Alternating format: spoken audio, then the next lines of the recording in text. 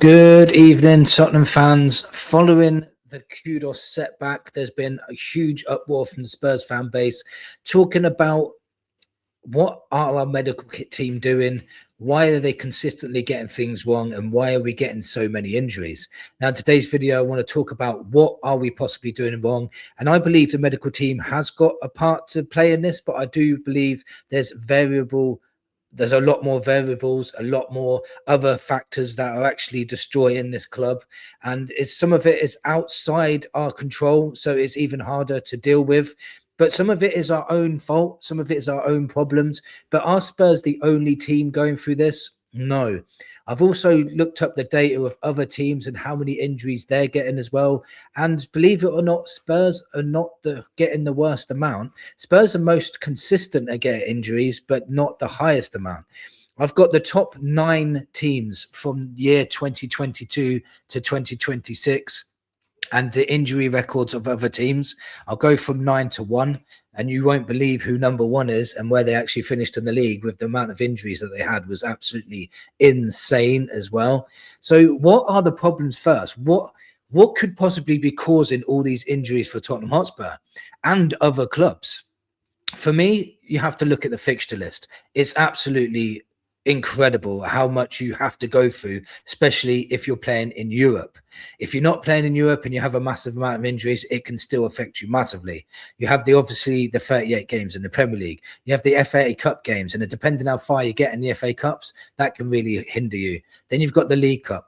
Then you've got European football. Then you've got the international breaks on top of that. And if you've got a World Cup or a Euros in between that, or in between your pre-season, then you're not getting a break for a long, long time. And that could cause huge fatigue and really affects the football players and causes a massive amount of injuries. And I'll prove this when I show you some data in a bit.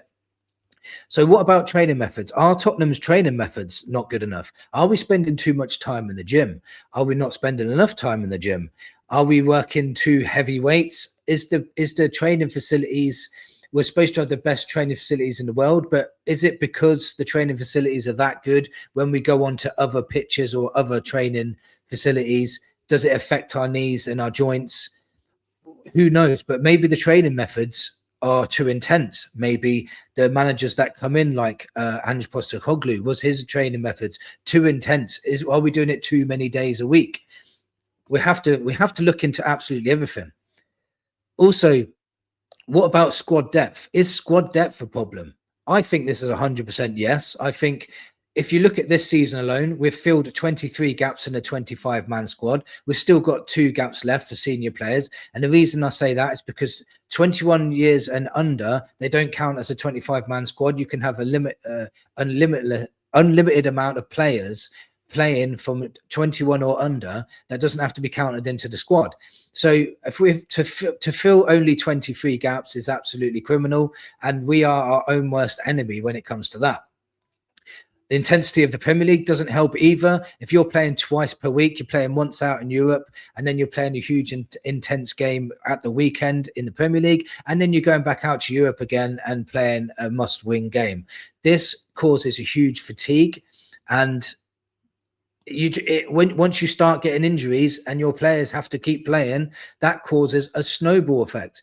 Now, if you've got 11 players out, that means your other 11 players are going to have to play week in, week out. And if that happens, they're going to cause fatigue. Then they will start getting injured. And by the time we get players coming back, or sometimes even rushed back, then they will get injured as well, with reoccurring injuries that seem to keep happening.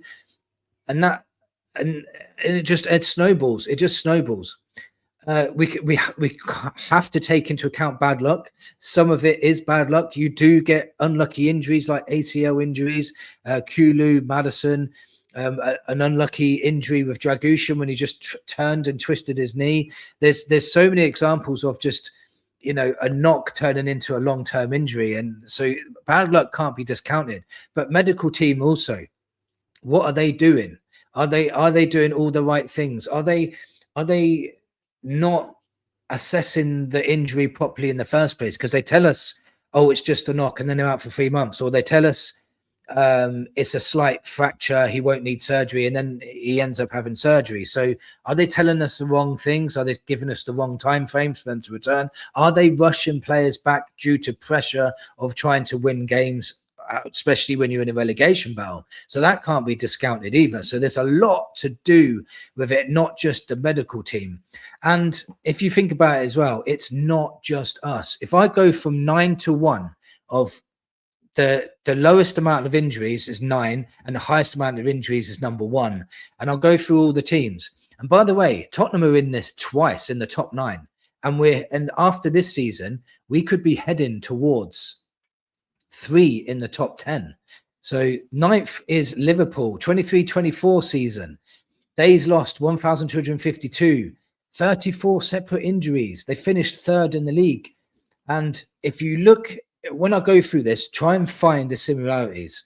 They've got a high pressing manager, Jurgen Klopp, but they finished 3rd. So for me, I think they had a fantastic season considering the amount of injuries they had that year. That was an exceptional season, in my opinion, because they could really have capitulated with that amount.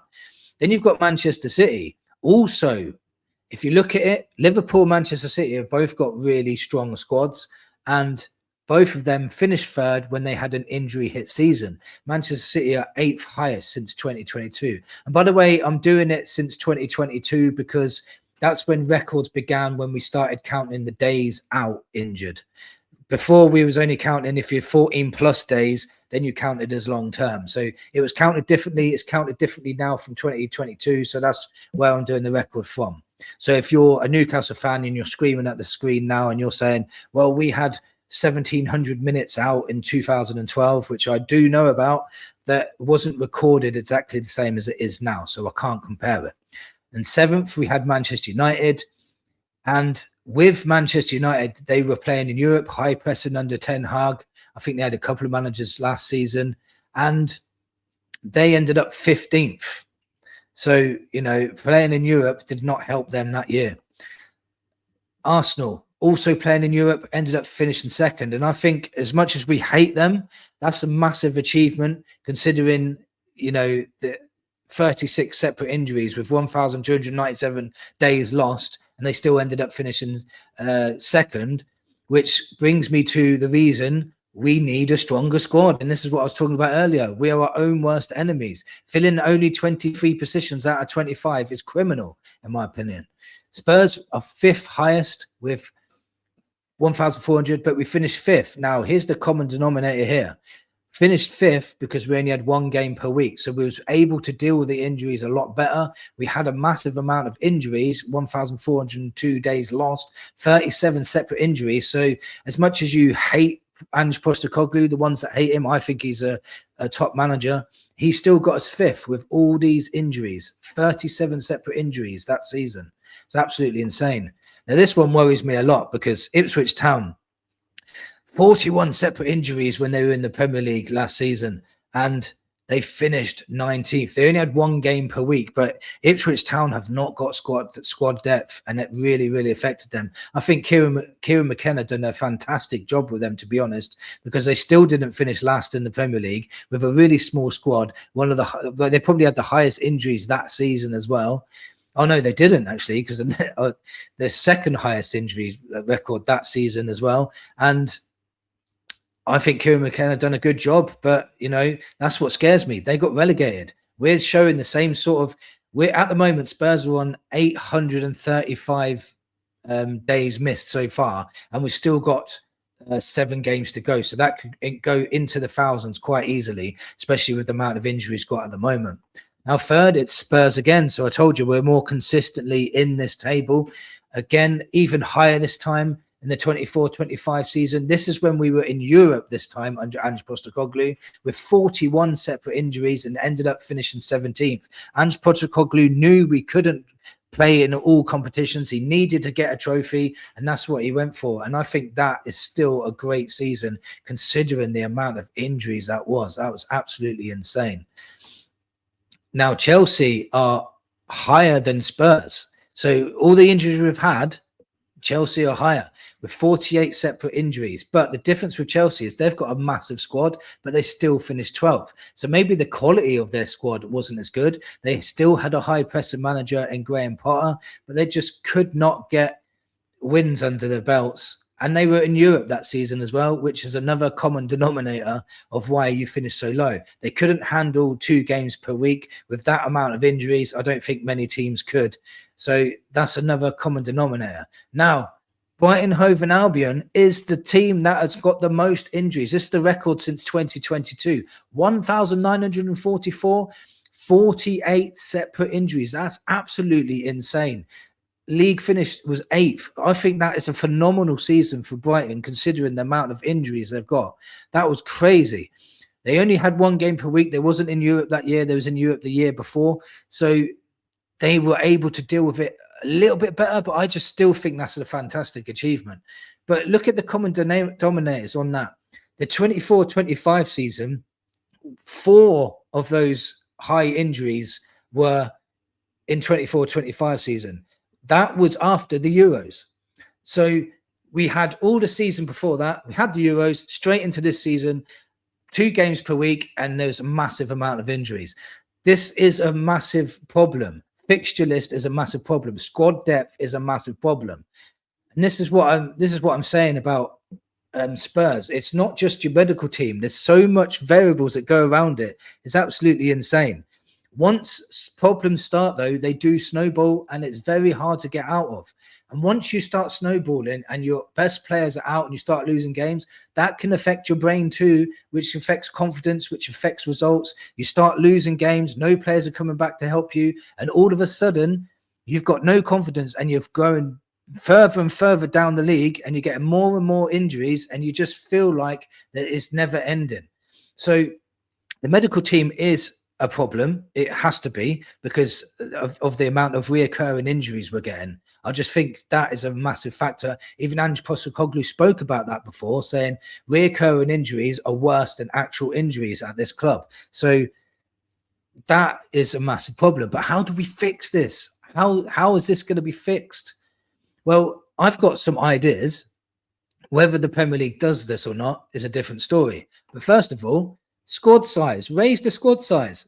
Increase the 25 senior player from 25 to 28 or 32 for better rotation and less overplaying. If you can get more players in your squad, then when you do have a mass injury player, or you're playing two times per week, you can rotate. And if you get a squad that is really strong, and you've got 2 players for every position that are really strong, you could still have a fantastic season regardless of how many games you've got to play. We should also introduce a proper 1 to 2 week mid-season break like the Bundesliga model for recovery. I think that would be absolutely essential for these players. Let them have Christmas off. Let them have 2 weeks off at Christmas. Why not? They're human beings. They should be with their family anyway. So for me, I just think a winter break would do the world of good for these players. Time to recover, time to reset and get back on it after the winter break. I just think it would make... But Bayern Munich do it in Germany, and look how well they're doing the Champions League year in, year out. It really does help. Also, I think we should tweak financial rules, adjust the squad cost ratio to reward genuine squad depth over just big stars. So basically, if you get PSR and you say your squad to profit ratio, you should lower it so you can get more players in and you can pay them wages, and it's not going to affect you on PSR. PSR really should be rewarding you for that, because it's helping the players and it's helping your squad so you don't get as many injuries. It's better for the fans because they get to see all their favorite players all the time and they're not injured. Better for the fans because your team can play at a higher level most weeks, rather than having a lot of weeks where they're fatigued and tired and the fans are not getting their money's worth. Also, I think they should enforce a longer gaps between games. I think it's currently at 72 hours between games, which is 3 days. I really do think it should be a minimum of 4 days, because 3 days, especially if you're away in Europe and you're traveling and you have to get back from Europe, especially if you're playing in the Conference League and you're miles out and you've got to come back, that's a day gone already. Then you've only got 1 day to prepare, the next day you're playing. That causes huge fatigue. I think it should be at least 4 days break between each game. But fitting all these fixtures in is going to be a huge problem. I understand that, but I do believe that the players should come first. They really should, not money. Also, we should push for fewer games, better spacing, and fewer clustered international breaks. Now, that's one big thing for me. International breaks. We've had 5 this season. 5 pointless international breaks. Maybe the last one we just had was the least pointless one because the World Cup's coming up. But the other ones, can you believe like the amount of international breaks we've had this year? So the players are not only the teams are not only suffering with huge injury crises, also their players are going out on international duty and getting injured. So it's absolutely insane the amount of playing time they have to play. All the cup competitions are in, then international breaks, then World Cups, then they never stop. So these guys are human, you know. So as much as we want to blame the medical team, I know we want to blame someone. It's not just the medical team. There's so many problems regarding injuries and what causes them. And I do believe a lot of this is squad depth. A lot of this is fixture congestion. A lot of this is because you get reoccurring injuries. A lot of this is because there's just no time to rest. So yes, the medical team can do what they've got to do, but and they are part of the problem as well. So I'm not going to disagree with you there. But something needs to change because we can't keep going into every season. Watch next season after the World Cup, how many injuries teams are getting because none of the players are getting rests. Let me know in the comments what you think. What would you do to try and reduce injuries? What would you do? You know, would the Premier League agree to anything that I've said today? Probably not, because they care about the dough, and that's about it. Thank you for watching, and come on, you Spurs.